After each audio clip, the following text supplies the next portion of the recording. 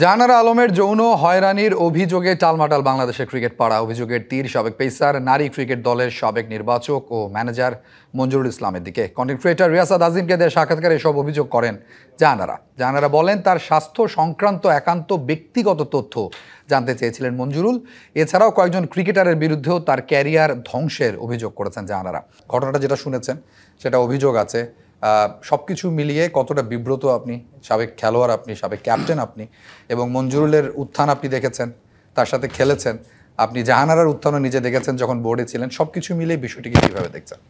বিব্রতকর, আসলে লজ্জাজনক। বিব্রতকর আমি বলবো যে একজন খেলোয়াড় আর একজন খেলোয়াড়ের প্রতি এরকম একটা, নারী খেলোয়াড়ের প্রতি যে জাতীয় দলের অধিনায়ক ছিল বা এরকম যদি মানে, যেহেতু এমন একটা স্পর্শগত ব্যাপার যাহা তারা বলেছে, সেটা তো অবশ্যই কিছু না কিছু তো ঘটনা আছেই। বাট আনফর্চুনেটলি বা আমাদের বোর্ডে কিন্তু এটা কোন সময় বোর্ড মিটিংয়ে এসেছে আমার মনে পড়ে না। আসলে থাকলে তো অবশ্যই এটা একটা সিরিয়াস অ্যাকশন হতেন, কারণ আমি মনে করি যে গত বোর্ডে এইসব নিয়ে কোনো টলারেন্স থাকার কথা না।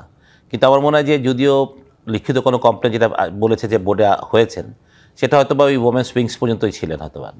তো এর বাইরে কখনো আমরা এটা শুনিনি যে এরকম ছোটোখাটো অনেক কিছু হতো হয়তো, বা সিলেকশন নিয়ে শুনেছি এটা ওটা হয়েছে। বাট এইরকম মানে এটা তো গ্রহণযোগ্য না কোনোভাবেই, স্বাভাবিক কথা।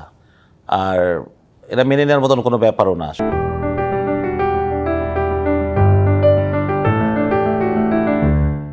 আসলে এটা কোনোভাবে প্রশ্রয় দেওয়ার একটা ব্যাপার, এটা আমি মনে করি কোনোভাবেই না। এটা নিঃসন্দেহ যদি যারা জানতো এই বিষয়টা, তখন যারা উইমেন্স উইংয়ে ছিলেন, যারা জানতেন, এটা আমি মনে করি তাদের বিরাট অপরাধ। তাদের এটাতে কোনোভাবেই তাদের এই অপরাধের শাস্তি, মানে তাদেরও শাস্তি হচ্ছে জেনে যদি এটা অগোচরে রেখে দেয়।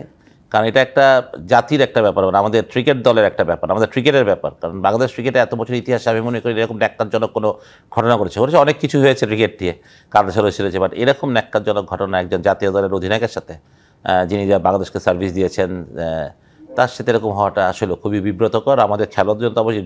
এবং যেহেতু একজন জাতীয় দলের খেলোয়াড় করেছেন এটা, সেটা তো আরও লজ্জা আমাদের, সত্যি কথা আরও বিব্রতকর। সুতরাং এটার তীব্র প্রতিবাদ জানাই আমি ডেফিনেটলি, এবং আশা করি যে এটা একটা সুষ্ঠু তদন্ত হবে এবং যারা শাস্তি পাওয়ার যোগ্য তার যাতে কঠিন শাস্তি পায়, যাতে এরকম করার সুযোগ বা চেষ্টাও কেউ কোনোদিন না করতে পারে আর কি। এটা মানে একটা দৃষ্টান্তমূলক কিছু হওয়া উচিত আমি মনে করি।